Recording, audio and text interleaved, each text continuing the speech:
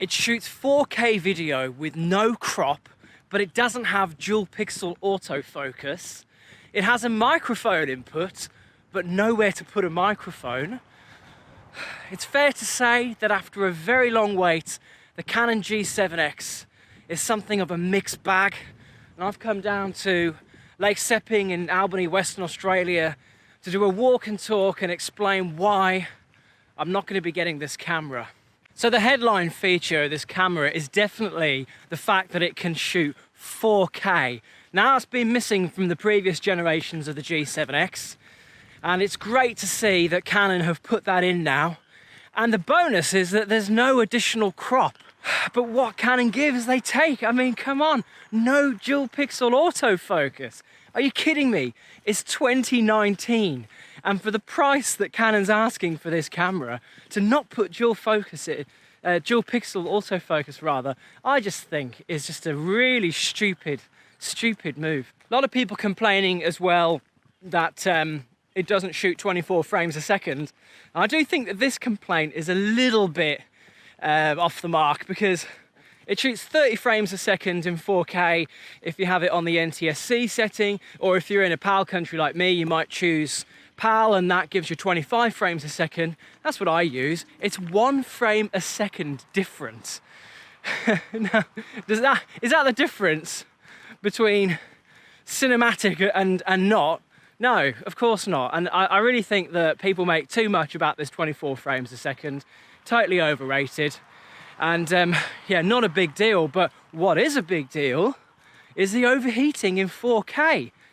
I've seen this again in one particular video, Wex Photo Camera, I believe it's called. The lady who was reviewing the G7X, she was just dogged by constant overheating issues. Oh my God, like, what is the point, Canon? If you're gonna put 4K in this camera, make sure that it doesn't overheat. Another nice feature of the G7X Mark III is the fact that it shoots 1080p video at 120 frames a second. So you can get that glorious slow motion, which is so good for B-roll. But again, I've looked at the reviews. It's soft as shit. I mean, Canon, they're not known for having the sharpest video in the business. You need to look at Sony if you're shooting 4K, or Panasonic's Micro Four Third cameras, noticeably sharper video. But even for Canon, seeing this 1080 and seeing how soft it is, I mean, it really does sort of ruin it a little bit, you know. I mean, you definitely want to use that B-roll, that slow motion sparingly. Hello, how you doing? You all right?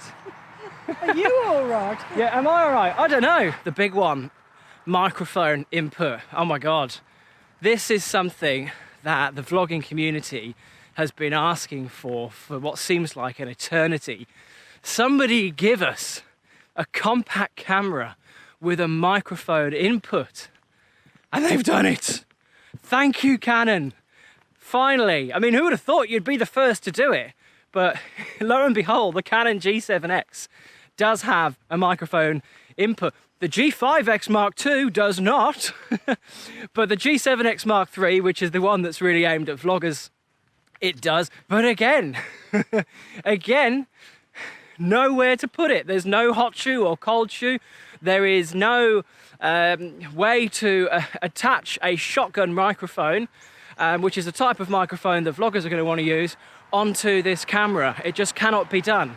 You are going to have to use a bracket of some kind, or you're gonna, I mean, you could use a different kind of microphone, I guess. You could use a lapel microphone that plugs in, but then you're gonna have a wire.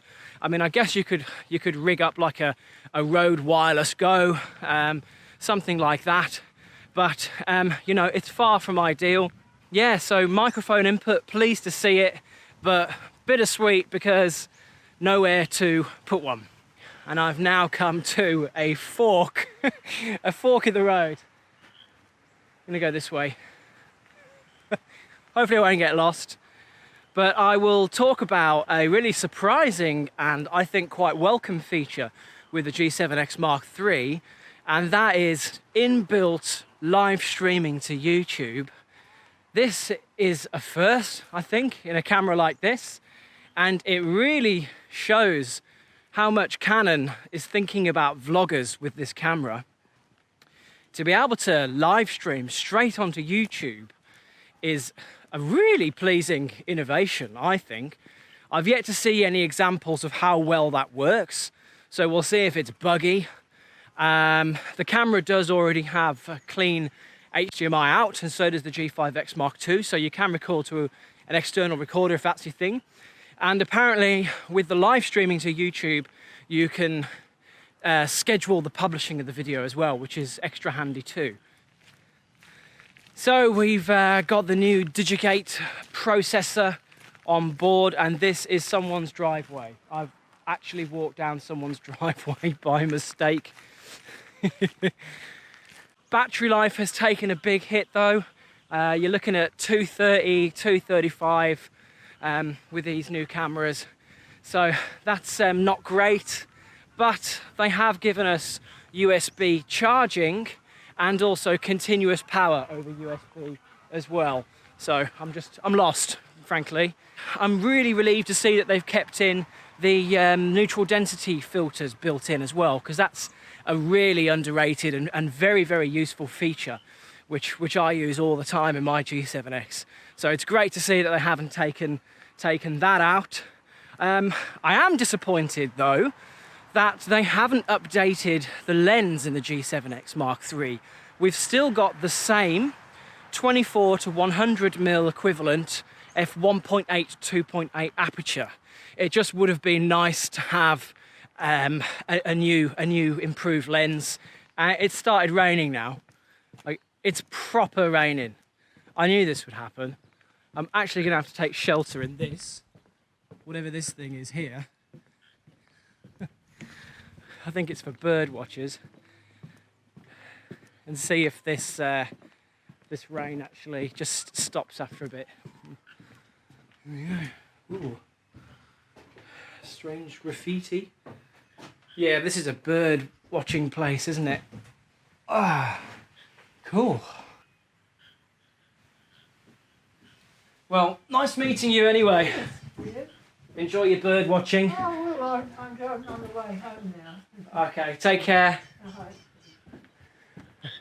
I just want to talk briefly about the price of these cameras, because that is probably the main reason why I'm not going to be getting a Canon G7X Mark III or a G5X Mark II, at least anytime soon, because they're coming in at some steep launch prices.